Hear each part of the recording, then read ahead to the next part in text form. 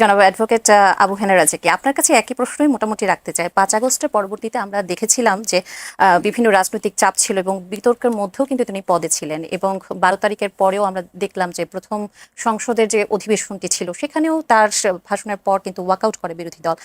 সবকিছু মিলিয়ে এখন কেন আসলে তার এই পদত্যাগের গুঞ্জনটি আসছে, আপনার বিশ্লেষণে কি বলে? দেলোয়ার সাহেব তো সব বইলেই ফেলাইছে, আমার তো আর কিছু বলার নেই। তবে এইটুকু বুঝতে পারি আমি এই, যে আপনি যদি একটা নদী সাঁতার দেওয়া শুরু করেন এবং 5 বছর আপনাকে সাঁতরাইতে হবে, সেটা হলে নির্বাচিত সরকার, তাকে নর্মাল ট্রেন্ড আমাদের 5 বছর তাকে এই নদী পাড়ি দিতে হবে, এপার থেকে ওপারে। তো সেই যাত্রা যখন শুরু করলো তার বয়স 5 মাস হতে চললো, এবং রাষ্ট্রপতিকে যখন অপসারণ করা সবার দাবি ছিল, আমি মনে করি দেলোয়ার সাহেবও দাবি ছিল 5ই আগস্টের পর, তখন কিন্তু আজকে যারা ক্ষমতাসীন তারা সম্মতি দেননি। এবং তাদের সম্মতিতেই যে শুধু হয়নি তা না, তার রাজনৈতিক শক্তি, তার সাথে ইনফ্লুয়েন্স হয়েছে আজকের আর্মিরাও তাকে রাখার পক্ষপাতী ছিল। না, এখন যদি বলেন আপনার কাছে প্রমাণ কি, প্রমাণ নেই, বাট আমরা তো বুঝি, এই আবহাওয়ার ভিতরে থাকি, এই হাওয়ার মধ্যে থাকি। হ্যাঁ, শেখ হাসিনার মতো শক্তিশালী মহিলাকে চলে যেতে বাধ্য হলো, আর তার চেয়ে শতভাগ না 1000 ভাগ দুর্বল একটা ইনঅ্যাক্টিভ মানুষ থেকে গেল। তার মানে কি? তার মানে তাকে রাখা হয়েছে। যারা রাখছিলেন তারা কেন রাখছিলেন সেটা আমি জানি না। এমন হতে পারে যে তপ্ত লোহার উপরে দাঁড়িয়েছিল ওই মুহূর্তে রাজনৈতিক দল, ইনক্লুডিং ইন্টারিম গভর্নমেন্ট, হ্যাঁ, তারাও একটা তপ্ত পাটাতনের উপরে ছিল। সে কারণে হয়তো পারেনি, কারণ প্রশাসনকে লাগে কাজে। প্রশাসন যদি না ঝোঁকে, আর্মি একটা ফ্যাক্টর ঝোঁকে নাই, তাই সরাইতে পারে নাই। কিন্তু এই 5 মাস সাঁতার দেওয়ার পর আমাদের মাননীয় প্রধানমন্ত্রী উনি এখন বুঝতেছেন এই যে তাকে রাখা যাবে না। কেন রাখা যাবে না প্রশ্ন আনতে পারেন। এখানে আমার প্রশ্নটা হলো যে এখানে কি সরকার চাচ্ছে না, নাকি তিনি নিজে থেকে পদত্যাগ করছেন? রাজনৈতিক ভিতরে এত আলাপ লাগতো না। আচ্ছা, আমি যে কোনো মুহূর্তে বলতে পারি, টেলিফোন করে ভাই আমার শরীর ভালো না, আমি কালকে আসবো না, এগুলো বোগা জ্বালাপ। কারণ আমরা উই হ্যাভ সিন যে সে কিভাবে রইছে, কি পরিমাণ ইজ্জত তার আছে, যার কোনো রাজনৈতিক আদর্শ নাই। এই ব্যক্তি একবেলা বললো যে বঙ্গবন্ধু যুদ্ধের স্বাধীনতার ঘোষক বলছে শেখ হাসিনা যখন তাকে বানাইছে, সেই ব্যক্তি আবার বলতেছে জিয়া রহমান সাহেব স্বাধীনতার ঘোষক। কে ঘোষক না, এই বিতর্ক কিন্তু আমি করছি না। আপনি তার খাইচ্যতটা দেখেন, এটাকে বলে খাইচ্যত। আমার পদে থাকতে হবে, কোন ইনফ্লুয়েন্সে কেন থাকতেছে? এখন সেই যে ইনফ্লুয়েন্সে থাকতো, সেই ইনফ্লুয়েন্স আস্তে আস্তে আস্তে আস্তে দুর্বল হয়েছে। আপনার যদি মনে থাকে তাহলে আপনি দেখবেন আমাদের মোমেন সাহেব যে পররাষ্ট্রমন্ত্রী ছিল, উনি ক্ষমতাচ্যুত হওয়ার পর শেখ হাসিনা তার 8 মাস পর বাংলাদেশ থেকে বেরোইছেন আজকের প্রশাসনের সহযোগিতায়, সেটা তিনি নিজে বলেছেন। এবং উনি বলছেন আমি 5 বার সিম পাল্টাইছি, 6 বার বাসা পাল্টাইছি, প্রশাসন আমাকে সহযোগিতা করছে, তাই আমি 8 মাস পর বেরিয়ে আসছি। এই যে প্রশাসনের যে ইনফ্লুয়েন্সটা ছিল, সেই ইনফ্লুয়েন্সটা আস্তে আস্তে আস্তে আস্তে দুর্বল হচ্ছে। তার বহিঃপ্রকাশ হলো রাষ্ট্রপতিকে এখন সরাচ্ছে কেন? রাষ্ট্রপতির কোনো ফাংশন নাই উনি বলছেন। কিন্তু আজকে পর্যন্ত যে আমার যে টালমাতাল সিচুয়েশন, এখন পর্যন্ত কিন্তু আমি বলছি যে এই সরকারও কিন্তু তপ্ত পাটাতনের উপরে দাঁড়াইছে। সেই 5ই আগস্টের পর স্টিল আমরা এখনো কিন্তু অনেক খারাপ পরিস্থিতির মধ্যে, আনস্টেবল সিচুয়েশনের মধ্যে আছি। সেই রকম একটা জায়গায় তার লন্ডন সফর এটা ডাউটফুল ছিল। লন্ডন সফরে দেখা গেছে 2 হাত ভরে খালি শপিং করতেছে, উনি কিন্তু গেছেন চেক আপ করাইতে। তো এই সমস্ত ব্যাপার। আর তার মতো একটা মানুষের আরেকটি সূত্র বলছে যে তিনি আসলে সেখান থেকে ফোনে কথা বলেছেন। আমি সেটা বললাম না, আপনি অর্থটা বুঝে নেন। গেলাম চেক আপ করে, তো 2 হাত দিয়ে বাজারটা নি কেমনে? আমি একটা সাবেক রাষ্ট্রপতি, সাবেক না, আমি একজন রাষ্ট্রপতি। তারপর সেই রাষ্ট্রপতির কি অবস্থাটা কি? আপনি সেই রাষ্ট্রপতি যিনি নাকি সকালে এক কথা বিকালে এক কথা, একবার বঙ্গবন্ধু একবার জিয়ারজি কি যিনি করেন, তার কি কোনো চরিত্র আছে? তাকে কি বিশ্বাস করবে? হয়তো সিচুয়েশনের খাতিরে আমাদের আজকের প্রধানমন্ত্রী একটু সাইলেন্ট ছিলেন, কিন্তু সময়ের ব্যবধানে উনি ভাবলেন যে না, সিক্রেসি অ্যান্ড প্রাইভেসি খুব ইম্পর্টেন্ট একটা ফ্যাক্টর। কারণ রাষ্ট্রপতির কোনো রোল নাই। কালকে যদি ঘটনাচক্রে কোনো কারণে একটা খারাপ পরিস্থিতি আইসা যান, আল্লাহ মাফ করুক, যদি আইসা যায়, তাহলে একটা জরুরি অবস্থাও যদি আসে, he will play very important role. আর সেক্ষেত্রে আমার একটা নিজস্ব লোক দরকার বলে আমি মনে করি, 1 নম্বর। 2 নম্বর হইল যে উনি রাষ্ট্রপতি, উনি শেখ হাসিনার সময়ের রাষ্ট্রপতি, ফেসিজমের পক্ষের লোক বলে আমরা বলতেছি। কাজী উনি ধোয়া তুলসী পাতা, উনি যে লিকেজ করেন না, ওনার কাছ থেকে যে লিক হচ্ছে না, আমরা কিভাবে যাব? সুতরাং রাষ্ট্রের নিরাপত্তার খাতিরে, প্রাইভেসি সিক্রেসির কারণে, প্লাস তাকে তার দলীয় একটা বানানো দরকার। অ্যাটলিস্ট আমাদের প্রধানমন্ত্রী সাহেব এইটুক নিশ্চিত থাকবেন যে আমার প্রতি লয়াল একজন ব্যক্তি। উনি লয়াল না, এটা কেন জানেন লয়াল না? তার প্রমাণই হলেই এই একই মুখে আমি স্বাধীনতার ঘোষক বঙ্গবন্ধুকে বলছি, একই মুখে আমি জিয়াউর রহমান সাহেবকে স্বাধীনতার ঘোষক। এইরকম লোক যদি কেউ বিশ্বাস করে, তা এমন একটা জায়গায় আসছেন। কারণ আমরা তারেক রহমান সাহেব মানে আমাদের আজকের প্রধানমন্ত্রী, তাকে দেখছি শুরুতে আমাদের কাছে যেটা মনে হয়েছিল যে কোন বলয়ে যাবে, তা এখন একটা জিনিস পরিষ্কার আমাদের কাছে, আমার কাছে ব্যক্তিগতভাবে আমি কনসার্ন যে উনি আওয়ামী বলয় থেকে বেরিয়ে আসতে চাইতেছে, আওয়ামী বলয় থেকে। এখন আওয়ামী বলয়ের সাথে আন্তর্জাতিকভাবে কারা আছে, লোকালি কারা আছে, সবকিছু উনি এই বলয় থেকে বের হয়ে আসতেছে। সেই বলয় থেকে যদি বের হইতে হয় তাহলে রাষ্ট্রপতির অপসারণ আমি মনে করি খুবই জরুরি এবং সেটা খুবই যৌক্তিক। এবং রাষ্ট্রপতি, বিএনপি এখন 2/3 মেজরিটি নিয়ে আছে, সুতরাং তাকে যদি রাষ্ট্রপতিকে যদি অপসারণ করে, ব্যক্তিগতভাবে যদি আমাকে বলেন আমার কিছু আসে যায় না, কিন্তু I am concern about the Bangladesh politics. যেহেতু তারেক রহমান সাহেবকে 5টা বছর পার হইতে হবে, সুতরাং সেক্ষেত্রে অ্যাটলিস্ট আপনার লয়াল লোক দরকার। কেন দরকার? আপনি যে কোনো সিস্টেম লস যদি বন্ধ করেন, যে পানি বের হয়ে যায়, সেই পানিটার যদি ফুটোগুলো বন্ধ করে দিতে পারেন, তাহলে কিন্তু বাড়তি পানি না আসলে পানিটা জমে। তো সেক্ষেত্রে যে প্রাইভেসি অ্যান্ড সিকিউরিটির প্রশ্নে লিকেজ বন্ধ করার জন্য তার অপসারণ জরুরি বলে আমি মনে করি। এবং সেটার জন্য যদি প্রধানমন্ত্রী সিদ্ধান্ত নিয়ে থাকেন, আমি মনে করি এটা জাস্টিফাইড। আর তার মতো লোকরে দিয়ে যদি কেউ ভাবে যে উনি স্বেচ্ছায় পদত্যাগ করেন, আমি নিশ্চিত পৃথিবী উল্টে যেতে পারে, আমি বিশ্বাস করব বলে মনে করি না। যদি তাই হইতো তাহলে আমরা দেখছি যে তার রোল কি, তার খাইচ্যত কি, তারপরে আছে। এখন যদি মনে করেন তুমি যদি ওইখানে বসে বসে ফেসিজমের রিপ্রেজেন্ট হিসেবে থেকে থাকেন, এটা যদি নিশ্চিত হয়ে থাকে, তাহলে তার অপসারণ জরুরি। ধন্যবাদ। আমি আবারও আসবো মেজর অবসরপ্রাপ্ত জেলেজ খান। আমি যেটি বলছিলেন আবু হেনা রাজাকে, যে আসলে পরবর্তী রাষ্ট্রপতি নির্বাচনে অনেক সতর্ক হওয়ার প্রয়োজনীয়তার কথা কিন্তু তিনি বারবার বলেছেন। এবং এই যে পরবর্তী রাষ্ট্রপতি হিসেবে রাজনৈতিক নেতাদের পাশাপাশি একজন সাবেক ও বর্তমান আমলার নামও সম্ভাব্য রাষ্ট্রপতি হিসেবে আলোচনায় এসেছে, অনেকের নাম আসছে। যদি কোনো আমলাকে রাষ্ট্রপতি করা হয়, এটি কি রাজনৈতিক দলগুলোর উপর আস্থার সংকটের তৈরি করবে কিনা? পরবর্তী রাষ্ট্রপতি কেমন হওয়া উচিত? ধন্যবাদ। দেখেন, বাস্তবতাটা আমরা বোঝার চেষ্টা করি। সেটা হচ্ছে বর্তমান যে সেট আপ আছে প্রচলিত পদ্ধতিতে, এই পদ্ধতিতে আমি আবারও সবিনয়ে মানে সংবিধানের প্রতি শ্রদ্ধা রেখেই বলছি যে মাননীয় প্রধানমন্ত্রী যদি সম্পূর্ণ রাষ্ট্রপতিকে অ্যাভয়েড করে চলতে চান, চলতে পারেন। ওই ব্যবস্থা রাখা হয়েছে এবং তাকে সেই পরিমাণ ক্ষমতায়ন করা হয়েছে। ঠিক আছে, লাস্ট কনস্টিটিউশনের কমপ্লেইন তো এটাই ছিল যে prime minister became so powerful that দণ্ডমুণ্ডের কর্তা হয়ে উঠছিলেন উনি, এবং ওনার যে পাওয়ারটা আছে এটাকে চেক অ্যান্ড ব্যালেন্স করার কোনো অপশন ছিল না। একটাই অপশন ছিল, সেটা হচ্ছে রাষ্ট্রপতির যে পদটা, সেটাকেও আস্তে আস্তে কাটছাট করে এমন অবস্থায় আনা হয়েছে যে এই পদটা এখন টোটালি একটা অর্নামেন্টাল পজিশন ছাড়া আর কিছুই না। তো সেই প্রেক্ষিতে আমাদের এক্সপেকটেশনটা কি? দেখেন, আমাদের দেশে এখন একটা ভীষণ রকম দৈন্য চলছে, সেটা হচ্ছে চারিত্রিক দৈন্য। ঠিক আছে, আপনি দেখেন আমাদের মানে মাননীয় সংসদ সদস্য যারা আছে তাদের বিভিন্ন ধরনের ভিডিও বের হয়ে আসছে, যেগুলো দেখার পর মানে তাদের এথিক্যাল প্র্যাকটিস এবং তাদের পার্সোনাল ক্যারেক্টার্স যেটা আছে, এইটার ব্যাপারে মানে আমাদের নতুন প্রজন্ম যারা জেন জি এবং জেন আলফা, তারা আসলে কি দেখছে দেখেন, কি এক লজ্জার ব্যাপার। দেখেন, আমেরিকান এক ভদ্রলোককে একবার জিজ্ঞেস করেছিল যে আচ্ছা, তোমাদের দেশে তো মানে ফ্রি মিক্সিং একটা কান্ট্রি, তাহলে বিল ক্লিনটনের এগেনস্টে যে তোমাদের একটা কমপ্লেইন ছিল, এটার জন্য তোমরা অযথাই মানে এটা তোমরা তো আন্ডাররাইট করতেই পারতা। তার আনসার ছিল যে আমি নর্মাল আমেরিকান, আমার ফ্লস থাকতে পারে, he is a president, he is my idol, ওর তো এই ফ্লস থাকতে পারে না, হি মাস্ট চেক হিমসেলফ। এখন একই রকম ভাবে এই যে আমাদের ধরেন মানে আইন প্রণেতা যারা আছেন, অনেকে বলেন যে মানে তাদের কাজ তারা করতে পারলে তার ক্যারেক্টার নিয়ে আমার এত ইয়ে করার কি দরকার, মানে ঘাটাঘাটি করার কি দরকার। এই জায়গাটায় আমি যেটা ফিল করি সেটা হচ্ছে যে সমাজে তারা এতটা রেসপেক্টেড যে তাদের যখন এই ধরনের কাহিনী এক্সপোজ হয়, তখন সেইটা সামাজিক যে ফ্যাব্রিকটা আছে এই ফ্যাব্রিকটাকে আঘাত করে। এবং রাষ্ট্রপতির ক্ষেত্রে আমাদের যদি রাষ্ট্রপতির অন্যান্য কোনো ক্ষমতা না থাকে, এখন যেহেতু নাই, অ্যাটলিস্ট এইটুক থাকা উচিত যে আমরা রাষ্ট্রপতির চেয়ারে এমন একজনকে দেখতে চাই যিনি সত্যিকার অর্থে সর্বজন শ্রদ্ধেয়। He may not be a disturbance for prime minister, ওইরকম লোকও পাওয়া যেতে পারে, বাট অ্যাটলিস্ট প্রেসিডেন্টের দিকে তাকানোর পরে we should have that feelings যে এই লোকটা মানে রেসপেক্টেবল একটা মানুষ। এবং আমার ধারণা 18 কোটি বাংলাদেশে এরকম লোক পাওয়া যাবে, এবং এইটা বাংলাদেশের স্বার্থে, পরবর্তী প্রজন্মের স্বার্থে এটা খুব জরুরি। এবং আপনি যদি ওইরকম ব্যক্তিত্ব সম্পন্ন একজন মানুষকে আপনি ওখানে আনেন, সে কখনো প্রধানমন্ত্রীর জন্য ডিস্টারবেন্সের কারণ হবেন না, এটুকু নিশ্চিত করে বলা যায়। জি।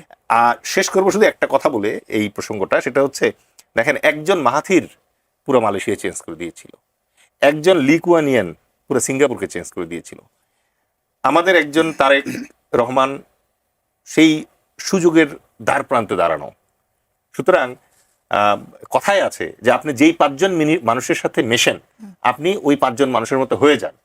একদম রহস্যময় কারণে উনি ধরেন উইথ ডিউ রেসপেক্ট, মানে এমন লোককে তার রাজনৈতিক উপদেষ্টা বানাচ্ছে যেই লোক জিয়াউর রহমানের ব্যাটম্যান হওয়ার উপযুক্ত না, রাইট? তাহলে এই ধরনের লোককে উনার চারপাশে উনি কেন আনতেছেন, এটার উত্তর উনি ভালো জানেন। বাট একজন ভালো রাষ্ট্রপতি, একজন সৎ এবং দৃষ্টান্তমূলক রাষ্ট্রপতি যদি আমাদের চোখের সামনে থাকে, আমরা মানুষ হিসেবে, জনগণ হিসেবে will feel pride, will feel good. আমাদের জাতীয়তাবাদী যে চেতনা আছে, এই চেতনাটাকে সমুন্নত রাখা হবে। জি। অ্যাডভোকেট আবু হেনা রাজ্জাকি, এই বিষয়টিতে এই প্রশ্নটি অবশ্যই আপনার কাছে রাখবো যে পরবর্তী রাষ্ট্রপতি কেমন হওয়া উচিত, কাদের মধ্যে থেকে হওয়া উচিত। এই প্রশ্নটির উত্তর দেবার আগে আমি একটি প্রশ্ন আপনার কাছে রাখতে চাই যে নাহিদ ইসলাম বলেছেন রাষ্ট্রপতির পদত্যাগের পর তাকে গ্রেপ্তার করে বিচারের দাবি তিনি জানিয়েছেন। রাষ্ট্রপতির বিরুদ্ধে গুরুতর যদি অভিযোগ থাকে, তাহলে পদত্যাগের পর তাকে আইনের আওতায় আনার সাংবিধানিক বা আইনগত কোনো ভিত্তি আছে কিনা, নাহিদ ইসলাম যেটি বলেছেন সেটি কি সম্ভব কিনা বা করা উচিত কিনা? রাষ্ট্রপতি পদে থাকাকালীন তো তার বিরুদ্ধে আপনি কোনো মামলা করতে পারবেন না।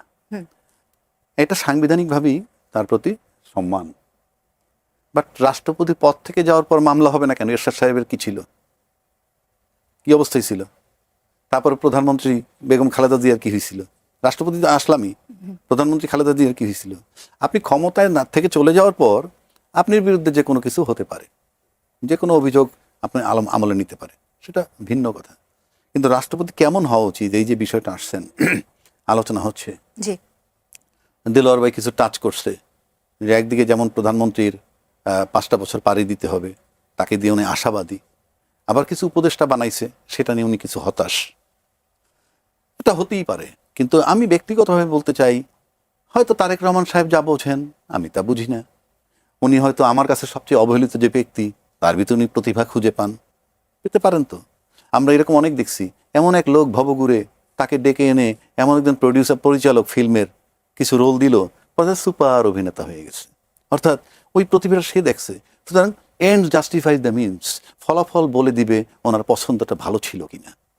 আমরা তো সেক্ষেত্রে আপনার সাজেশন কি হবে? এখন রাষ্ট্রপতির বিষয় যদি আনেন, আমি এখানে বসে বলতে পারি যে দেলোয়ার ভাই বললেন যে রাষ্ট্রপতি হওয়ার মতো ভালো ভালো অনেক লোক আছে। আমি যদি ওনাকে ভালো করে প্রশ্ন করি, উনি কিন্তু নাম বলতে পারবে না কারো। চট করে যদি প্রশ্ন করি, বলেন তো এই মুহূর্তে আপনি কারে চুজ করেন, তাহলে উনি বলতে পারবেন না। যদি বলেন এই প্রশ্ন আমাকে করা হয়, তাহলে আমি বলবো আমার চেয়ে ভালো লোক আমি কাউকে দেখি না। বিষয়টা try to understand my point, what I mean. কারণ কেউ যদি ভাবতো যে রাষ্ট্রের দায়িত্বটা কি জিনিস, তাহলে নেওয়ার আগে 7 বার ভাবতো। কিংবা কেউ যদি ভাবতো আমাকে প্রধানমন্ত্রী ডেকে এই দায়িত্বটা দিচ্ছেন, আমি কি আদৌ যোগ্য কিনা, আমি তো আমাকে অ্যাসেস করতে না পারি, আপনি রাষ্ট্র অ্যাসেস করবেন কিভাবে? আমি সেই অর্থে বলছি। তো এখন প্রশ্ন হচ্ছে যে এর ভিতর থেকে চুজ করবেন। একদম। সুতরাং আমাদের প্রধানমন্ত্রী উনি দক্ষ কিংবা অদক্ষ এই বিতর্কে আমি যাচ্ছি না। He has got the absolute পাওয়ার, উনি চুজ করবেন। এখন ওনার অনেক পছন্দ নিয়ে বিতর্ক আছে, বা আমার পছন্দ হতে পারে, বাট ওই যে বললাম, উনি কার ভিতরে কি প্রতিভা দেখেন উনি জানেন। তবে বিশ্বস্ততার প্রশ্নে বর্তমান যে রাষ্ট্রপতি আছে তার চেয়ে অন্য জায়গাও কি তার দল থেকে নেক, সেক্ষেত্রে এর চেয়ে বর্তমানের চেয়ে একজন বিশ্বস্ত রাষ্ট্রপতি তিনি পাবেন, এটুক মোটামুটি নিশ্চিত। এবং সেই হিসাবে এই তাকে সরানোর সিদ্ধান্ত, আমি আবারও বলছি সরানোর সিদ্ধান্ত, কিন্তু ফাইনালি শুনবেন শারীরিক অসুস্থতার কারণে আমি আর পারছি না, এগুলো কমন কথা। যখন পারলে কালকে যেদিন রোববার দিন পদত্যাগ করবো ওই মুহূর্তে, এখন তার শারীরিক অসুবিধা নাই, লন্ডনে চেক আপ করে দিল, এখনও বলতে পারে, ও বলবে যখন চূড়ান্ত হবে, সমস্ত পন্থা চেষ্টা করতে অবলম্বন করার থাকা যায় কিনা, কি পরিমাণ লয়ালিটি চান সেটা আমরা দিব, ইত্যাদি ইত্যাদি। যাই হোক, একজন দর্শক আছেন ফোনে। জি দর্শক, আপনার নাম বললে, পরিচয় বলে প্রশ্নটি রাখুন। আসসালামু আলাইকুম। ওয়ালাইকুম আসসালাম। জি বলুন। আমি মুক্তার আলী বগুড়া থেকে বলছিলাম। জি বলুন। আমি মাননীয় আইনজীবী আবু হেনা রাজ্জাকি ভাইয়ের কাছে আমার প্রশ্ন, বলুন, আমরা শুনছি। প্রশ্ন হলো, সেটা হলো এই যে আমাদের বর্তমান রাষ্ট্রপতি, ওনার দুর্ভাগ্য না আমাদের বাংলাদেশের মানুষের দুর্ভাগ্য, এই যে বারবার আমাদের আরেকটা পর এটা এটা একটা বিষয়, আর একটা বিষয় হলো রাষ্ট্রপতি সর্বোচ্চ একটা সম্মানের একটা জায়গা। উনি পদত্যাগই করলো না, কিছু কিছু মানুষ বলতেছে গ্রেপ্তার করো, অ্যারেস্ট করো, তার বিচার করো। এই যে মানি লোকগুলোর যে অমানিক হয়ে যাচ্ছে আস্তে আস্তে, আমরা কি শিখছি? আমাদের প্রজন্মগুলো কি শিখছে এই দিকে? আমাদের ভালো কিছু দেখা, ভালো কিছু শিখি। এর কি হচ্ছে কি আমাদের দেশে বলেন? জি, বুঝতে পেরেছি। আপনাকে অসংখ্য ধন্যবাদ আপনার প্রশ্নের জন্য। এই প্রশ্নের উত্তর অবশ্যই আপনার কাছে। হ্যাঁ, অবশ্যই দেবো। আমি ওনার ব্যথাটা বুঝতে পারছি। উনি মুক্তার আলী বগুড়া থেকে প্রশ্ন করছেন। আমি সৌভাগ্যবান মনে করি যে উনি আমাকে প্রশ্ন করছেন, শুনতে ভালো লাগে। আচ্ছা, রাষ্ট্রপতির পদটা অবশ্যই সর্বোচ্চ আসন, সাংবিধানিক সর্বোচ্চ আসন, কোনো সন্দেহ নাই। সেই আসনটাই বসে যদি একজন রাষ্ট্রপতি আজকে রাজ্জাকি সাহেব জাতির স্বাধীনতা যুদ্ধের ঘোষক বলে, তারপরে আবার সময় বদল করে দেলোয়ার হোসেন সাহেব স্বাধীনতার ঘোষক বলে, তার জন্য এই নিন্দাটা প্রাপ্য। কারণ you can't change yourself. আপনি বিশ্বাস করেন কি সেখানে থাকতে হবে। এটা একটা রাষ্ট্র, আপনি যা মন চায় তাই করবেন, তার মানে আপনার বিশ্বাসই নেই। আপনি কি বিশ্বাস করেন? আপনার কনসেপ্টটা কোথায়? একটা কিছু মানুষ তো বিশ্বাস করে, যেমন এই যে, আচ্ছা ওই প্রশ্নে পরে আসি। এরপরে উনি আরেকটা প্রশ্ন করছেন যে আমাদের যারা শিক্ষিত জ্ঞানী গুণী তাদের মর্যাদা কি। দেখেন, আমরা চিৎকার করতেছি এডুকেশনের জন্য, আমরা চিৎকার করতেছি পরীক্ষা বন্ধ হবে না, গলা সমান পানি দিয়ে পরীক্ষা দিতে যাচ্ছে। সুস্থ মস্তিষ্কের কোনো লোক এই সিদ্ধান্ত নিতে পারে না যে গলা সমান পানি দিয়ে পরীক্ষা দিতে যাবে। কেন আসছি কথাটায়? শিক্ষার যখন এত গুরুত্ব, তাহলে আপনি বলেন তো, একজন ভদ্রলোক 2টা PhD করছে, একটা ইকোনমিক্স আর একটা আরেক সাবজেক্টে, তারপরে যদি মনে করেন সে নোবেল লরিয়েট হয়েছে, তাকে যখন আমি টিভির পর্দায় বলি বিশ্ব বাটপার, তাহলে এই এডুকেশনের কি মূল্য? জাস্ট আপনি চক্ষুটা বন্ধ করে ভাবেন। আপনার সাথে তার দ্বিমত থাকতে পারে, আপনার মত পছন্দ না হতে পারে, কিন্তু যে লোকটা PhD ডিগ্রি হোল্ডার, বিশ্ব তাকে নোবেল দিছে, এটা নাকি কিনতেও পাওয়া যায়, এমন কথা বলছে। আর এরকম বহু লোক আছে যাদের নোবেল 10টা কেনার টাকা আছে। নোবেল কেনা তো দূরের কথা, নোবেল যেখানে দেয় সেই দরজার সামনে যাক না। তা প্রশ্ন হচ্ছে, সামনের জেনারেশন শিখবে কি? আজকে আমরা যখন বলতেছি 2টা ডক্টরেট পাওয়ার পর নোবেল বিজয়ী, যে বিশ্বের এমন কোন রাষ্ট্রনায়ক নাই যাকে এক নামে চেনে না, এখন বললে কি বলবে? আমি ইনুসের পক্ষপাতী নও, আমি ওনার কথার জবাব দিচ্ছি, হি ইজ ওয়েল এডুকেটেড। তাকে যখন বলা হয় বিশ্ব বাটপার, তখন মুক্তার আলী ভাইকে একবারও প্রশ্ন করছে টেলিফোন করে যে ভাই তাকে বিশ্ব বাটপার বলতেছেন কেন? তার ফল থাকতে পারে। আমি বলছি না উনি ধোয়া তুলসী পাতার, বহু বড় ক্রিমিনাল হতে পারে, কিন্তু এই যে আমরা বলি, সুতরাং আমি জেনারেশনকে কি দিচ্ছি? আর রাষ্ট্রপতি সকালে এক কথা, বিকালে এক কথা। আবার আরো বলছি, সমস্ত রাজনীতিবিদ শিক্ষিত লোক 55 বছর যাবত একটা কথা বলতেছে যে রাজনীতিতে শেষ কথা বলতে কিছু নাই। এই যে আপনি বলতেছেন, আমার সকালে একটা, বিকালে একটা, রাত্রে একটা বলবেন, who has given you this right? কি শিখাচ্ছেন? 55 বছর যাবত এই দেশের রাজনীতিবিদ কি বার্তা দিছে এই দেশের জেনারেশনকে, কি কথা বদল করা যায়? কিন্তু এই মুক্তার আলী ভাই যদি তার ছেলেকে বলে, তোমাকে সকালে একটা কথা বললাম যে হ্যাঁ তোমাকে এক জোড়া জুতা আজকে দুপুরে কিনে দিব, দুপুরে বললো যে আজকে পারতেছি না কালকে, পরের দিন বললো আগামী সপ্তাহে, তারপরে বললো 2 মাস পরে, তখন তাকে বলবি ইউ আর এ লায়ার। কই, তখন তো সে তার ছেলেকে বলতে পারবে না যে ফ্যামিলিতে বাবা কথা সকাল বিকাল বদল করবে। ধন্যবাদ। আশা করছি একজন দর্শক আছেন ফোনে। জি দর্শক, আপনার নাম বলে আপনার প্রশ্নটি রাখুন। হ্যালো। জি, আমার নাম মোহাম্মদ আলী। জি, আমার প্রশ্নটা হলো যে আমাদের দেশে তো বর্তমান মনে করেন যে প্রেসিডেন্ট সাহেব আছেই, যিনি আমরা শুনতে পাচ্ছি না আপনাকে। পাবো যেভাবে আমরা আপনি প্রশ্নটি আবার একটু রাখবেন, আপনাকে শুনতে পাইনি মাঝে। আচ্ছা, যে আমার প্রশ্ন হলো যে আমাদের রাষ্ট্রপতি তো বাংলাদেশের একজন অভিভাবক, আমরা তার কাছে তো এই বাংলাদেশের পুরাটা যেভাবে বাংলাদেশের প্রেসিডেন্ট আসছে তো মিথ্যা নানান কিছু নেই, কিন্তু অভিভাবক হিসেবে ছিল। বর্তমানে কি আমরা কি ভালো কিছু পাবো, এটা আমাদের আশা 5ই আগস্টের পরে। আরেকটা প্রশ্ন হলো যে প্রেসিডেন্ট পদত্যাগ না করার, পদত্যাগই করে নাই, কিন্তু আমাদের মধ্যে যে একটা কৌতূহল হয়ে গেছে গা, এখানে কি হবে এবং কেমন হবে, শাস্তি দিতে হবে।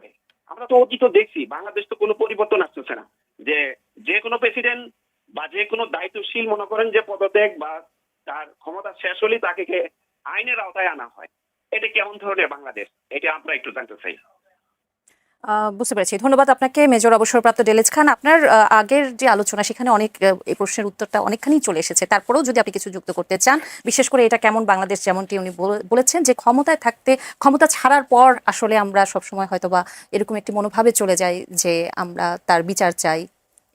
আমি যদি সঠিকভাবে ভাই আপনার প্রশ্ন বুঝে থাকি, তাহলে একটা হচ্ছে যে আমরা ভালো প্রেসিডেন্ট পাবো কিনা, আর একটা হচ্ছে যে আমাদের এই প্রেসিডেন্ট পর্যায়ের একজন মানুষ যখন চলে যান, যাওয়ার পর তাকে আইনগতভাবে বিভিন্ন ধরনের হেনস্থার শিকার হতে হচ্ছে, শাস্তির শিকার হতে হচ্ছে, সেই ব্যাপারটা আপনি জানতে চেয়েছেন। প্রথমেই এই ব্যাপারে আমি যেটা বলার চেষ্টা করব সেটা হচ্ছে যে দেখেন, আমাদের লাস্ট প্রেসিডেন্টের সিলেকশন প্রসেসটাই আপনি দেখেন না। ওয়াজ হি দ্য মানে মোস্ট কোয়ালিফাইড পার্সন? এখন সমস্যাটা যেটা হয়ে গেছে যে প্রধানমন্ত্রী এখানে একচ্ছত্র ক্ষমতার কারণে তিনি ধরাকে সরাজ্ঞান করতে পারেন এবং তিনি তার পছন্দের মতো লোককে রাষ্ট্রপতি পর্যন্ত নিয়ে আসতে পারছেন, ঠিক আছে? অথচ ব্যাপারটা এরকম হওয়ার কথা ছিল না। এখন কেমন রাষ্ট্রপতি চাই আমরা, দ্যাট ইজ আওয়ার এক্সপেকটেশন। আপনি কয়েকদিন আগে হয়তো দেখছেন যে দুদকের কমিশনার এবং দুদকের চেয়ারম্যানেরও অলরেডি সার্কুলার দিয়েছে এবং বলা হয়েছে যে 20 বছরের অধিক কারো যদি চাকরির থাকে, অভিজ্ঞতা থাকে, সে অ্যাপ্লাই করতে পারে। তো আমরা তো অ্যাটলিস্ট মানে আমাদের যে রাষ্ট্রপতি যিনি হবেন, আমরা চাই তিনি প্রেজেন্টেবল হন, ঠিক আছে? এখন আমাদেরও তো এক্সপেকটেশন বেড়ে গেছে। রাষ্ট্র ক্ষমতার শীর্ষে ডক্টর মোহাম্মদ ইউনূসের মতো লোককে দেখে ফেলছি আমরা, এবং তিনি যখন ওই আসনটা অলঙ্কৃত করেন তখন যে আসলে মানে কত চমৎকার হয় ব্যাপারগুলা। ছোট্ট একটা ক্যাবিনেট নিয়ে কি চমৎকারভাবে দেশ চালিয়েছেন, রাইট? তো তার মানে হচ্ছে যে রাষ্ট্রপতির মানে আসনটিতে আমরা আসলে অন্তত একজন সৎ, শিক্ষিত, সাহসী এবং দেশপ্রেমিক মানুষ চাই। সেখানে একটি গুঞ্জন ছিল, আমি যদিও আবু হেনা রাজ্জাকে আপনাকে ওই প্রশ্নটি রাখবো, যে আপনি ডক্টর মোহাম্মদ ইউনূসের কথা বললেন, এই গুঞ্জনটিও অনেক সময় চলে এসেছে, আমরা শুনেছি যে রাষ্ট্রপতি হতে পারেন বা তাকে বিবেচনায় নেওয়া হতে পারে ডক্টর মোহাম্মদ ইউনূসকে। এমন কি কোনো গুঞ্জনের সত্যতা আপনি দেখেন কিনা? I rather pass this question to Razzaqi ভাই। আমি শুনেন, আমি একটা কথা বলি। প্রশ্ন হচ্ছে যে আপনি একটা বলয় যদি লক্ষ্য করে দেখেন যে খলিল সাহেব পররাষ্ট্রমন্ত্রী, যেই খলিল সাহেব এর বিরুদ্ধে বিএনপি ঢাকা যখন গিয়েছিল, সোচ্চার ছিল তার পদত্যাগের জন্য। একই সাথে আসিফ মাহমুদ সজীব ভুইয়া এবং আরেকজন কি ভুলে গেলাম নাহিদ না, ইসলাম। হ্যাঁ নাহিদ না ইসলাম, মাহফুজুল আলম নাই তো আগেই পদত্যাগ করে। তাদের অপসারণ, পদত্যাগ যাই বলেন দাবি করা হয়েছিল এবং টক শোতে ভরা ছিল বাংলাদেশে যে বিদেশি নাগরিক এনে এই সংবিধান বা এই রাষ্ট্র চালাচ্ছে, বিদেশি নাগরিক এনে সংবিধান সংযোজন করা হচ্ছে। এই মুহূর্তে বহু এমপি মন্ত্রী আছে যাদের ডুয়েল সিটিজেন আছে, যারা ব্যাংকের ডিফল্টারও আছে। সেই আলোচনা আমি যাচ্ছি না, কিন্তু এই আলোচনাগুলো ছিল। তারপরে যখন নির্বাচন হইল, নির্বাচন হওয়ার পর আপনি এত বড় দল যারা যাবে, তার টেকনোক্রেট একটা পররাষ্ট্রমন্ত্রী বানাইন হলো খলিলকে। কেন? প্রশ্নটা কি? যেখানে এন্টায়ার ক্ষমতাসীন দলের সবাই তার বিরোধিতা করলো, আজকে তাকে আমি পররাষ্ট্রমন্ত্রী বানাইছি। তারপরে আশিক চৌধুরী আর একজন আছে, সে ইউনূস সাহেবের রিক্রুট করা বিডার। হ্যাঁ বিডা। তাহলে আজকে যেটা মনে হচ্ছে যে তারেক রহমান সাহেব চুজ করছেন, এবং আমি মনে করি আজকে পর্যন্ত উনি একজন ভালো পররাষ্ট্রমন্ত্রী চুজ করছেন। কেন? কারণ আপনি জিওপলিটিক্স যদি চিন্তা করেন তাহলে আপনাকে ভারত, পাকিস্তান এবং চায়না 3 দেশের সাথে খেলতে হবে। আপনি খলিল সাহেবের সাইড অফ করে দেন, একটা সেকেন্ড ম্যান চুজ করে বের করেন, who has the ability to speak to this 3 countries. আপনি বের করেন, পারবেন না, পারবেন না। সো আমি মনে করি মাননীয় প্রধানমন্ত্রী যে যাই বলুক একটা সাংঘাতিক সুন্দর পছন্দ করেছেন। এখন আসেন ইউনূস সাহেবকে আমরা টপে দেখছি, এই যে দেলোয়ার সাহেবের বলছি যে উনি নাম বলতে পারবে না, উনি কিন্তু অলরেডি ইউনূস সাহেবের নামই বলছেন। কারণ ওনার পরে উনি সেকেন্ড কাউকে চুজ করার মতো জায়গা পাবেন না যদি রাষ্ট্রপতি হিসাবে চিন্তা করেন। কিন্তু আমার ব্যক্তিগত ধারণার কথা যদি আপনি বলেন যে একটা পরিবর্তনের জন্যই ছিল আন্দোলন। এক ভাই প্রশ্ন করলেন তাকে, আমরা কি একটা ভালো দেশ পাবো? আরে ভালো দেশ পাওয়ার পূর্ব শর্ত হলো সিস্টেমটাকে ব্রেক করতে হবে। এই দেলোয়ার হোসেন সাহেব আর্মির মেজর, আপনি একজন আর্মির ব্রিগেডিয়ার জেনারেল সিএমএ চালায়, তাই না? সিএমএইচ এর ইনচার্জ ঝক করে আপনি যাই দেখেন সিএমএইচে। আমি চ্যালেঞ্জ করছি সেই ব্রিগেডিয়ার জেনারেল যে এখন এই সিএমএইচটা চালাচ্ছে, তাকে আপনি ঢাকা মেডিকেল কলেজের ডাইরেক্টর হিসেবে দায়িত্ব দেন। আমি 100% নিশ্চিত উনি ব্যর্থ হয়ে ক্যান্টনমেন্টে ফেরত যাবেন। কেন? সিস্টেম। এই সিস্টেমটার পরিবর্তনের জন্যই ছিল জুলাইয়ের আন্দোলন। কাজেই আপনি বাংলাদেশ ভালো পাবেন কিভাবে? আপনি তো সিস্টেমটাকেই চেঞ্জ করছেন না। যেহেতু আপনি সিস্টেম চেঞ্জ করছেন না, আমি নিশ্চিত করে বলে দিচ্ছি আপনি ভালো বাংলাদেশ পাবেন না। যেভাবে অতীতে চলতেছিল এখনো সেই দায় সারা গোছে চলবে। এটার একটাই কারণ, এখন ইউনূস সাহেবের, দেলোয়ার ভাইয়ের কথা একটাই জিনিস, ইউনূস সাহেব আমরা দেখছি উনি কি রাষ্ট্রপতি, আমি লিখে দিচ্ছি তাকে হাত পা ধরেও কেউ বাংলাদেশের রাষ্ট্রপতি বানাতে পারবে না। পারতো যদি আজকে এই পরিবর্তন যেটা চাইছিল সেই পরিবর্তন হইতে। 1, 2, আমাদের আজকের প্রধানমন্ত্রী, আমি মনে করি যে ইউনূস সাহেব যখন বিদেশ থেকে ঘুরে এসে এই রাষ্ট্রপতির সাথে দেখা করতো না, সৌজন্য সাক্ষাৎ করে না, আমাদের আজকের প্রধানমন্ত্রীও কিন্তু চায়না মালয়েশিয়া সফর করে এসে এই রাষ্ট্রপতির সাথে সাক্ষাৎ করেননি। সুতরাং আপনি একটা মিল পাওয়া যাচ্ছে কোথাও। সুতরাং ইউনূস সাহেব আজকে পর্যন্ত এই প্রধানমন্ত্রীর শুভাকাঙ্ক্ষী বলে আমার কাছে মনে হয়, এবং তার বদৌলতে খলিল সাহেব আজকে পররাষ্ট্রমন্ত্রী আছেন, বিডার আশিক আছেন, হয়তো আরো আছেন, আমি জানি না কোথায় যাবে, যেহেতু সংস্কার করা যাচ্ছে না, বাট একটা পরিবর্তন দরকার। এই পরিবর্তনের জন্য যে বলয়টা থেকে বের হয়ে আসা দরকার, আওয়ামী বলয় থেকে, সেই আওয়ামী বলয় থেকে বের হয়ে আসার চেষ্টা করছেন আমাদের আজকের প্রধানমন্ত্রী বলে আমার ধারণা বা বিশ্বাস। ধন্যবাদ। আমি অ্যাডভোকেট আবু হেনা রাজ্জাকী আপনার কাছে যেতে চাই। সাবেক রাষ্ট্রপতি জিয়াউর রহমানের হত্যাকাণ্ডের ৪৫ বছর পর মৃত্যুদণ্ডপ্রাপ্ত মোজাফফর হোসেনকে তাকে গ্রেফতার করানো হলো। আজকে তাকে আন্তর্জাতিক অপরাধ ট্রাইব্যুনালে নেওয়া হলো এবং মানবতা বিরোধী অপরাধের মামলায় তাকে গ্রেফতারও দেখানো হলো। ৪৫ বছর পর তাকে ধরা হলো, গ্রেপ্তার হলো, এটি নিয়ে যেমন আছে সবকিছু মিলিয়ে এই যে আইসিটিতেও তাকে নেওয়া হলো, এখন আসলে আইনি প্রক্রিয়াগুলো একটু আপনার কাছে জানতে চাবো, বা এই বিষয়ে আপনার বিশ্লেষণ কি? আইনি প্রক্রিয়া বলা তো ডিফিকাল্ট, কারণ মানে সামরিক আইনে তিনি মৃত্যুদণ্ডপ্রাপ্ত। আমি যদি আপনি সিম্পলি যদি বলেন এক কথায়, তাহলে উনি দণ্ডপ্রাপ্ত একজন ব্যক্তি, ওনাকে পাওয়া মাত্রই গ্রেফতার করবে, এবং জাজমেন্ট যেহেতু তার বিরুদ্ধে হওয়া আছে, এবং সেটা কোর্ট মার্শাল আর্মি আইনে, অন্য কোনো আইনে না। এবং আমার যতটুকু জানা, এই আর্মি আইনের বিরুদ্ধে আপিলও চলে না, কোনো সিভিল কোর্টে কোনো আপিল চলবে না। এতক্ষণও যে সে জীবিত, এটা আমার কাছে একটা কোশ্চেন মার্ক। কেন? 1 নম্বর। 2 নম্বর, উনি 81 সালে জিয়াউর রহমান সাহেবের হত্যাকাণ্ডের পরের দিন, ফলোয়িং ডেতে উনি চলে গেছেন প্রতিবেশী দেশে, এবং কোনো সন্দেহ নাই যে তার মতো একটা ব্যক্তিকে ওইখানে আইডেন্টিফাই করাটাও ডিফিকাল্ট কোনো টাস্ক ছিল বলে আমার কাছে মনে হয় না। বাট আলটিমেটলি উনি ইন্ডিয়ান পাসপোর্ট পেয়েছেন, এবং উনি আলটিমেটলি নাম পরিবর্তন করছেন কয়েকবার, এগুলো জানা সত্ত্বেও তিনি ওগুলো পেয়েছেন। আচ্ছা, সেই বিতর্কে গেলাম না, সেটা আমার অন্য দেশের কাহিনী।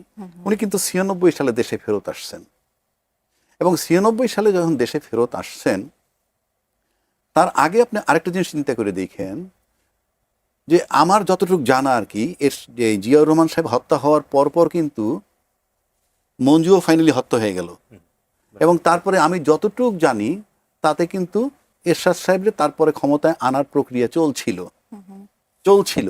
কিন্তু আমি যেটুকু আমার মানে আইডি অ্যানালাইসিস, জিয়াউর রহমান সাহেবের মৃত্যুর পর জানা যায় যে পরিমাণ লোক হয়েছে, সেই পপুলারিটি দেখে আমার মনে হয় এরশাদের পিছনে যে শক্তিটা ছিল তাকে টেক ওভার করার জন্য তারা নার্ভাস হয়ে গেছে যে এটা টেকানো যাবে না। তখন ফর দ্য টাইম বিং আপনার আব্দুস সাত্তার সাহেবকে ক্ষমতায় আনা হইল, এবং অত্যন্ত সুন্দর পরিকল্পিতভাবে আপনি দেখেন, যুবমন্ত্রী কাসেমের বাড়িতে পাওয়া গেল একজন হত্যাকারীকে, ইমদু, এবং আমরা যতটুকু পত্রিকায় কি লিখছে আমরা তা জানি না, কিন্তু এটা প্ল্যান্ড হইতে হয়েছে, এটা পরে বোঝা গেছে। এবং তারপরে কিন্তু ওই ইস্যুতেই সামরিক শাসন আসছে এবং টেক ওভার করল। এটার মানে হচ্ছেই যে জিয়াউর রহমান সাহেবের হত্যা করার পর যিনি পালায়ে গেলেন, সে যাতে তার পক্ষে এই কাজটা হয়েছে বলে আমার কাছে মনে হয়। আচ্ছা, তারপরে আসেন, উনি যখন আসলো দেশে ফেরত, দেশটা তো এতটুকু দেশে তারা না ধরতে পারার কি আছে? 1, 2, ফাইনালি তার মেয়েকে ফলো করে ধরছে। এখন আপনি মৃত্যুদণ্ড কার্যকর না করে এখন আপনি কি করছেন? ষড়যন্ত্র খুঁজতেছেন। এখন এটা যতক্ষণ সে টিকে থাকবে ততক্ষণ কিন্তু আপনার জিয়া হত্যার ষড়যন্ত্র খুঁজে বের করতে থাকেন, তাহলে কারো না কারো গাত্রদাহ হতে পারে। এবং আমার মনে হয় দেলোয়ারের মনে আছে কিনা, বেগম খালেদা যখন প্রথম ক্ষমতা আসলেন তখন কিন্তু তাকে শেখ হাসিনা অনেক উস্কাইত যে জিয়া হত্যার, স্বামী হত্যার বিচার চায় না, ইত্যাদি ইত্যাদি। কিন্তু এই জিয়াউর রহমানকে হত্যাকে কেন্দ্র করে কিন্তু আর্মির ভিতরে তখন ডিভিশন ছিল, এবং তখন সেটার ভিতরে যদি হাত দিত তাহলে আরো জটিল পরিস্থিতির সৃষ্টি হইতো। সে কারণে আমি মনে করি বেগম খালেদা জিয়া বুদ্ধিমানের কাজ করছে, বুদ্ধিমতির মতো কাজ করছে, যে দেশটাকে টিকায় রাখার জন্য, রাজনীতিকে টিকায় রাখার জন্য করেন নাই। আজকে যখন করলেন, এটার মানে হচ্ছে কি, এতে মনে হইতেছে তার যে প্রভাবটা ছিল তারও একটা প্রভাব কিন্তু ছিল, তা নাহলে সার্ভাইভ করে কিভাবে? সেই ওই প্রভাবটা আস্তে আস্তে আস্তে আস্তে ক্ষীণ হয়ে আসছে, ক্ষীণ হয়ে আসছে বলে তাকে এখন তার পিছনে যে শক্তিগুলো ছিল তাদের জন্য নিরাপদ, শেষ করতে হবে। তারা নিরাপদে থাকবে এই কারণে যদি তাকে যত তাড়াতাড়ি এক্সিকিউট করা যায়, যতক্ষণ সে সার্ভাইভ করে ততক্ষণ তো ওই শক্তিটা নার্ভাস হবে যে তাদের সম্পর্কে যদি ওপেন হয়ে যায় বিশ্ববাজারে তাদের ধারণা খারাপ হতে পারে তাদের ধন্যবাদ। সম্পর্কে। সুতরাং মুজাফফর সাহেব সম্পর্কে এটাই আমি মনে করি, তার মৃত্যুদণ্ড কার্যকর করলে ওই অশুভ শক্তি তারা সেফ হয়ে যাবে, কারণ তা না হলে জিয়া সাহেবের সাথে ষড়যন্ত্রে কারা লিপ্ত ছিল, সেই লিপ্তে কাদের নাম আসে সেটা আবার আন্তর্জাতিক মহলে জি, একটা বিরূপ ধন্যবাদ। প্রতিক্রিয়া হতে পারে। আমি একটু আপনার কাছে আসতে চাই মেজর অবসরপ্রাপ্ত ডেলেজ খান, যেহেতু আমাদের সময় একটু কম, সেক্ষেত্রে আমি ভারতের যে আন্দোলনটা এখন হচ্ছে সেই আন্দোলনটা নিয়েও আমি একটু কথা বলতে চাই। আপনি জানেন যে দিল্লিতে শিক্ষার্থীদের উপর পুলিশের লাঠিচার্জ হয়েছে, কাঁদানে গ্যাস প্রয়োগের পরও আন্দোলন ছড়িয়ে পড়েছে এবং বাংলাদেশের 2024 সালে সেই জুলাই আন্দোলনের অভিজ্ঞতা থেকে যদি বলা যায় যে তরুণদের ক্ষোভকে ষড়যন্ত্র হিসেবে দেখার এবং শক্তি প্রয়োগে তা দমনের চেষ্টা শেষ পর্যন্ত একটি সরকারকে আরো বড় রাজনৈতিক সংকটের মুখে ফেলতে পারে, ভারত কি কোনো সংকটের মুখে পড়তে যাচ্ছে? ধন্যবাদ। আসলে 24-এর যে আমাদের জুলাই রেভলিউশন ছিল তার সাথে এই মুহূর্তে ইন্ডিয়াতে যেটা হচ্ছে এটার কিন্তু চমৎকার সাদৃশ্য পাওয়া যাচ্ছে, কারণ বহু তার জেনজি ওই জেনারেশনটা মানে ওই স্টাইলেই প্রতিবাদ করে। বাট ডিফারেন্সটা অফকোর্স আছে। একটা হচ্ছে যে ওদের দেশে ওরা চাচ্ছে হচ্ছে প্রশ্নপত্র ফাঁস যে হয়, কোশ্চেন লিক, এটার ব্যাপারে তারা প্রতিকার চাচ্ছে, প্লাস তারা শিক্ষামন্ত্রী পদত্যাগ চাচ্ছে। তো অ্যাবসলিউটলি আপনার সাথে আমি একমত যে ইন্ডিয়াও প্রকারান্তে মনে হচ্ছে জেএনজিকে রিড করতে ভুল করছে। যদিও মোদির হাতে অপশন ছিল, কারণ শেখ হাসিনা তো দিল্লিতেই আছে, চাইলে উনি কথা বলে কনসাল্ট করে দেখতে পারতেন ওই ভুলগুলো যাতে না করেন। বাট দেন মানে এই জেনারেশন এভাবে রিয়্যাক্ট করবে। এবং আপনি যদি লক্ষ্য করেন এই জায়গায়, তাহলে দেখবেন যে তাদের মুসলমান সুপারস্টার্স যারা আছে, যেমন সালমান খান, শাহরুখ খান, দেন শাবানা আজমি, নাসিরুদ্দিন, এরা অলরেডি সাপোর্ট দিয়েছে এই এটার প্রতি। বাট এগেইন হিন্দু যে সুপারস্টার্সরা আছে তারা কিন্তু যাচ্ছেন না ওখানে। তো এখানে একটা টেনশন অলরেডি ভিজিবল। বাট ভারতের ক্ষেত্রে আপনি নেপাল অথবা বাংলাদেশের যে রেজাল্টটা হয়েছে ওইটা আপনি এক্সপেক্ট করতে পারেন না। এটা ঐতিহাসিকভাবে আপনাকে একটু পড়াশোনা জানা থাকলে আপনি বুঝবেন, প্রায় 1 কোটির উপরে ভাষা আছে ওদের, ঠিক আছে? সারা বছর ওদের ওখানে মিনিমাম 6টা থেকে 7টা বিচ্ছিন্নতাবাদী আন্দোলন চলে, ঠিক আছে? বিশাল একটা মানে আর্মি, এবং এই আর্মি আজ পর্যন্ত কখনো তাদের সরকারের সাথে বিট্রে করে নাই, তারা কখনো সামরিক শাসন কিন্তু আসে নাই ভারতে। So very stable from that point of view. Police আছে এবং অন্যান্য যেগুলো আছে এগুলো খুব চমৎকারভাবে ওখানে সেট আপ আছে। তো এই ক্ষেত্রে আমার কাছে যেটা মনে হয় যে এই ভারত এবং বাংলাদেশকে এই ক্ষেত্রে খুবই পয়েজড থাকা উচিত, আননেসেসারি ডিস্টার্ব করা উচিত না। কারণ মোদি গভর্নমেন্ট কিন্তু ওয়েট করতেছে যে এই তরুণদের যে এই আন্দোলন সংগ্রামটা আছে এটাকে পাকিস্তান ব্যাক্ট অথবা বাংলাদেশ ব্যাক্ট বলার একটা উসিলা খুঁজতেছে। তো পাকিস্তান এবং স্পেশালি আমি বাংলাদেশকে বলবো যে এই মুহূর্তে এই ধরনের ঘটনা যখন ঘটে, সরকার যখন বেকায়দায় থাকে ভারতীয় সরকার, তখন কিন্তু তারা অনেক উল্টাপাল্টা কাজ করে।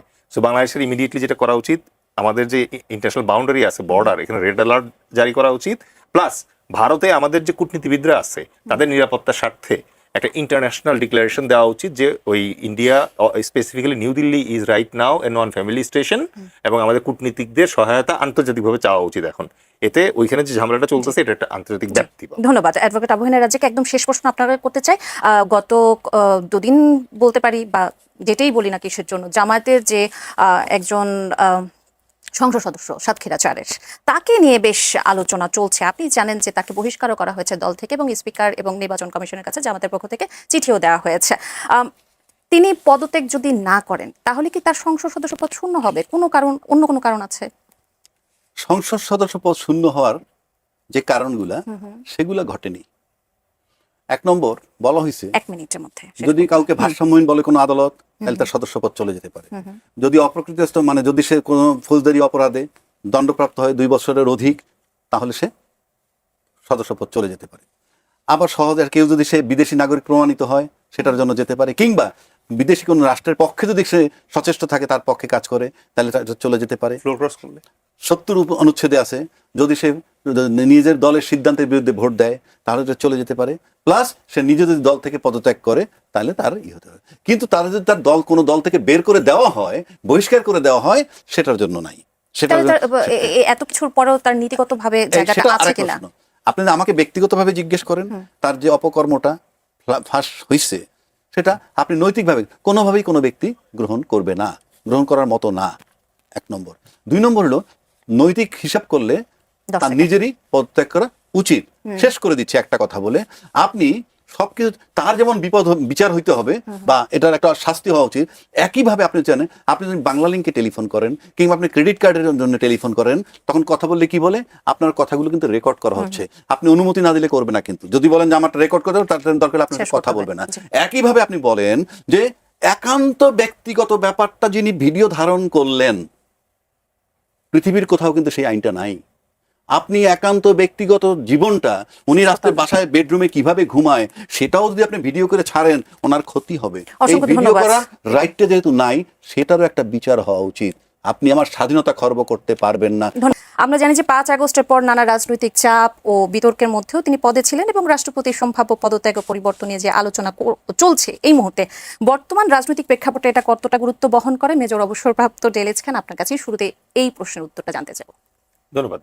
মহামান্য রাষ্ট্রপতির যে পদ আছে তা বাংলাদেশের সাংবিধানিক যে ধারাবাহিকতা এবং বাংলাদেশের প্রশাসনিক যে ব্যাপ্তি, সেখানে সর্বোচ্চ পদ। এখন বাংলাদেশের যে শাসনতান্ত্রিক পদ্ধতি, সে পদ্ধতিতে রাষ্ট্রপতির ক্ষমতা অত্যন্ত সীমিত। সুতরাং সেই প্রেক্ষিতে পদটি যথাযথ গুরুত্ব পায় না। যদি রাষ্ট্রপতির পদের অন্যতম গুরুত্বপূর্ণ ভূমিকা যেটা আমাদের বাংলাদেশের ক্ষেত্রে দেখা যায়, সেটা হচ্ছে তিনি সশস্ত্র বাহিনী সমূহের সর্বাধিনায়ক। কিন্তু মূলত সব ক্ষেত্রেই তিনি প্রতীকী অর্থে উপস্থাপিত হয়ে থাকেন। তো বাংলাদেশে ইভেন গত ইন্টারিমের সময় একটা বড় ধরনের আলোচনা এবং চর্চা ছিল, যেটা হচ্ছে যে ব্যালেন্স, প্রধানমন্ত্রী এবং রাষ্ট্রপতির যে ক্ষমতার ভারসাম্য, সেটার ব্যাপারে বেশ আলোকপাত করা হয়েছিল এবং বিশেষ করে জুলাই সনদেও কিন্তু সেটা Right. অন্তর্ভুক্ত করা বাট হয়েছে। যেটা মানে প্রাচীন একটা প্রবাদ আছে, যে যায় লঙ্কা সে হয় রাবণ। সুতরাং নতুন করে যখন প্রধানমন্ত্রী নির্বাচিত হয়েছে, যথারীতি প্রধানমন্ত্রী অবশ্যই তার যে ক্ষমতা আছে সেটা খর্ব স্বেচ্ছায় করতে চাইবেন না। এই পটভূমিতে বর্তমানে আমরা যদি আমাদের বর্তমান মহামান্য রাষ্ট্রপতির প্রসঙ্গে বলি, স্বভাবতই তিনি বিগত সরকারের আমলের রাষ্ট্রপতি এবং অত্যন্ত মানে ফর্মালি তার দায়িত্ব এমনিতেই কম, ইনফ্লুয়েন্স অনেক কম। বাট তার বিগত সরকারের সাথে এবং নিষিদ্ধ ঘোষিত যে রাজনৈতিক দলটা বাংলাদেশে আছে, আওয়ামী লীগ, তার প্রতি তার যে কন্ট্রিবিউশন এবং ওই দলের প্রতি তার যে আনুগত্য, তার পরিপ্রেক্ষিতে স্বভাবতই ইন্টারিমের সময় এবং ইন্টারিমের পর বিএনপি যে ব্রুট মেজরিটি নিয়ে এই মুহূর্তে সরকার গঠন করেছে, সেই সরকারের সময়ও রাষ্ট্রপতি আসলে ইনএফেক্টিভ হিসেবে বাংলাদেশে ছিলেন। ইতিপূর্বে ইন্টারিমের সময়কালের শেষ পর্যায়ে এসে আমাদের মহামান্য রাষ্ট্রপতি কিছুটা আপত্তি জানিয়েছিলেন যে তিনি আসলে খুব একটা কমফোর্টেবল না। বিভিন্ন জায়গায় তার ছবি নামিয়ে ফেলার কারণে তিনি একটু অপদস্থ বোধ করেছেন। তিনি সংবাদ মাধ্যমে এটা বলারও চেষ্টা করেছেন জি। এবং এরই ধারাবাহিকতায় সম্ভবত তিনি এই মুহূর্তে একটু অসুস্থ বোধ করছেন। সো তার অসুস্থ বোধ করার যথেষ্ট কারণ আছে এবং যেহেতু তার প্রধানমন্ত্রী যিনি ছিলেন, যাকে ধরেন ইন্ডিয়ার শুভেন্দু বৈধ প্রধানমন্ত্রী বলে এখনো, সো তিনি যেহেতু এখনো দিল্লিতে আছেন এবং দিল্লি থেকে বাংলাদেশে হাসি করে একটা ভাইব দিচ্ছেন, এই পরিস্থিতিতে তার আসলে উচ্চাটন অথবা শারীরিক অসুস্থতা অত্যন্ত যৌক্তিক। এখানেই আসলে প্রশ্নটা থাকে। কিছুদিন আগেই কিন্তু এই খবরটি এসেছে, তিনি একটি আন্তর্জাতিক মিডিয়াতেও বলেছেন যে ডিসেম্বরে তিনি দেশে ফিরতে পারেন, যে ক্ষমতাচ্যুত প্রধানমন্ত্রী, সাবেক প্রধানমন্ত্রী শেখ হাসিনার কথা বলছি আমরা। এটার সাথে কি এটার কোনো যোগসূত্র আছে, সেটাই কি বলছেন? যোগসূত্র নাই, অস্বস্তি আছে। আচ্ছা। কারণ আসলে অত্যন্ত সবিনয়ে আমি বলতে চাই, সেটা হচ্ছে রাষ্ট্রপতি বাংলাদেশের প্রেক্ষাপটে আসলে অতটা গুরুত্বপূর্ণ পদ না। ইভেন ইন্ডিয়াতেও ঘটনা তাই, রাষ্ট্রপতি আলংকারিক একটা পদ। সুতরাং ওখানে আসলে কে থাকে না থাকে এটা নিয়ে খুব একটা ইয়ে হয় না। এর আগে আমরা আরেকজন রাষ্ট্রপতি দেখেছিলাম, তিনি বিভিন্ন ধরনের চটুল মন্তব্য করে, মানে কৌতুক চুটকি করে বেশ আমাদের মানে দিতেন, আমোদ দিতেন। বাট ওনার তো আসলে ওই রোলটাও আমরা দেখতে পাইনি। সুতরাং রাষ্ট্রপতির ব্যাপারে বাংলাদেশের জনগণ যতটা উৎসুক, সেটা হচ্ছে এই কারণে যে বিএনপি যাদেরকে ফ্রন্টলাইনে আনতে পারেনি, তাদের ভেতর থেকে কাকে সিলেক্ট করবে, ওই যে মানে করোড়পতি টাইপের, ওইটুকু কৌতূহল শুধুমাত্র মানুষের আছে। ধন্যবাদ।